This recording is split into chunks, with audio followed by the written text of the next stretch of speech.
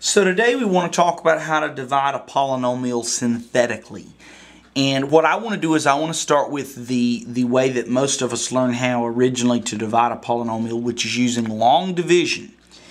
And long division basically uses the same principles as long division with numbers, okay, which is how many times will this go into that? Write it down, then multiply, then subtract. Ask the same question over and over and over. So you ask how many times it'll go in, you write that answer down, you multiply, then you subtract. And then I'm going to do the same problem using synthetic division and show you how much quicker and less painful synthetic division can be. So we've been asked the question, x cubed plus 2x squared minus 5x minus 6 divided by x minus 3. Now, the way we do this in long division is we write down x minus 3, and we write out our long little bar here, and we write x cubed plus 2x squared minus 5x minus 6. And then I ask the question, how many times, we're going to zoom in just a little bit here, how many times will x go into x cubed? And the answer is x squared times. Okay, because x cubed divided by x, you subtract the exponents. 3 minus 1 is 2. Then we multiply this times both of these terms. So x squared times x is x cubed, and x squared times negative 3 is negative 3x squared. And here comes the part where everyone messes up. You have to take this solution and subtract. Okay? So x cubed minus x cubed is 0, and that should happen. 2x squared minus negative 3x squared. Now minus a negative is the same as plus. So we're going to get 5x squared. And what do we do with these terms here? We just copy them down. Okay. So then we ask how many times will x go into 5x squared? And the answer is 5x. So 5x times x is 5x squared. 5x times negative 3 is negative 15x. Then what? Subtract. 5x squared minus 5x squared, 0. And you should always get a 0 here. 0 here, 0 here, 0 here.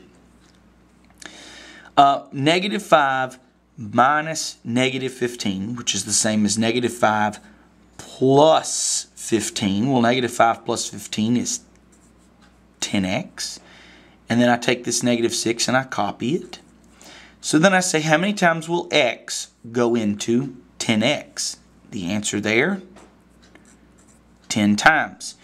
10 times x, 10x. 10 times negative 3 is negative 30. Then subtract. What do we get? 10x minus 10x, 0. Negative 6 minus negative 30, which is the same as plus. So negative 6 plus 30 is 24. X will not go into 24, so that's our remainder. So here's our answer. Our answer is x squared plus 5x plus 10, remainder 24. Or it could be written like this, x squared plus 5x plus 10 plus 24 over x minus 3. Okay? These are the two ways you could write that solution. Now, this is complicated, but this is how it's taught in a basic algebra course because it uses long division skills that you learned when you were younger. Now, what I want to do is show you synthetic division, which is the same thing.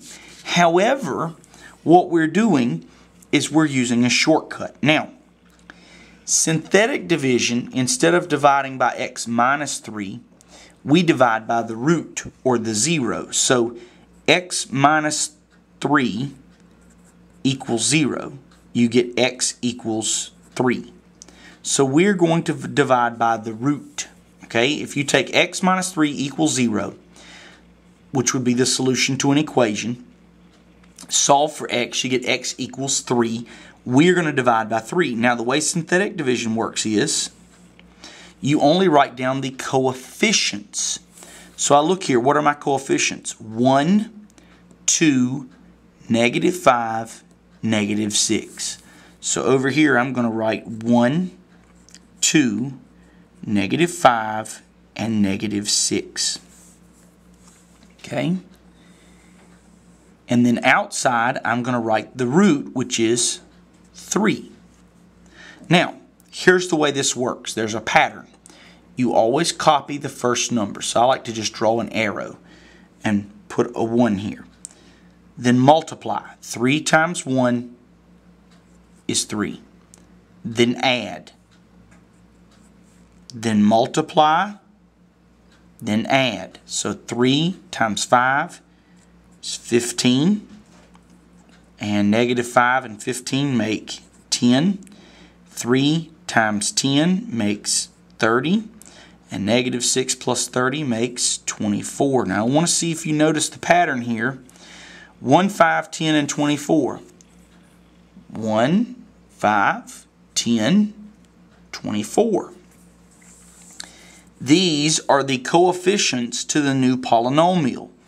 And since the original polynomial was x cubed, okay, the new polynomial will be x squared plus 5x, and then you go down by powers of 1. So power of 2, power of 1, power of 0, and then the remainder. Okay, so that is how we divide synthetically. That is how we divide synthetically. Very nice, simple, easy way to divide. So what I want to do is I want to practice another one. I want to practice one. So I've got this polynomial here. 2x to the 4th, 7x to the 3rd, plus x minus 12 divided by x plus 3. Now the first thing you have to do, x plus 3 equals 0.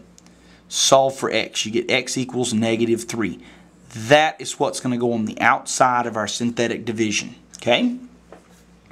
Now inside, we got to write this down. Okay, so let's write this down. We've got to put all of our coefficients. So our 4th power coefficient is 2. Our 3rd power coefficient is 7. Our 2nd power coefficient, notice there is no x to the 2nd. This is 0x squared, is 0. We have to, you cannot skip a number. So 4, 3, 2, 1. That coefficient is 1. And then x to the 0, which is negative 12. And we're going to divide that by negative 3, which is going to go here on the outside. Okay?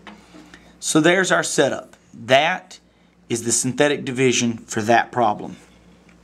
And I always like to draw a little line, and my solutions go under that line. And I always take the first number and I copy it. And then after you copy, it's multiply, add, multiply, add, multiply, add. So we're going to multiply. Negative 3 times 2 is negative 6. Add those, you get 1. Multiply, you get negative 3. Add, you get negative 3. Multiply, you get positive 9. Add those, you get 10. Negative 3 times 10, you get negative 30. And negative 12 and negative 30 make negative 42. And so what do you get? Now, your original polynomial was x to the 4th. So these are going to be one lower. So it will be 2x to the 3rd plus 1x squared minus 3x plus 10 with a remainder of negative 42. And that is how we synthetically divide.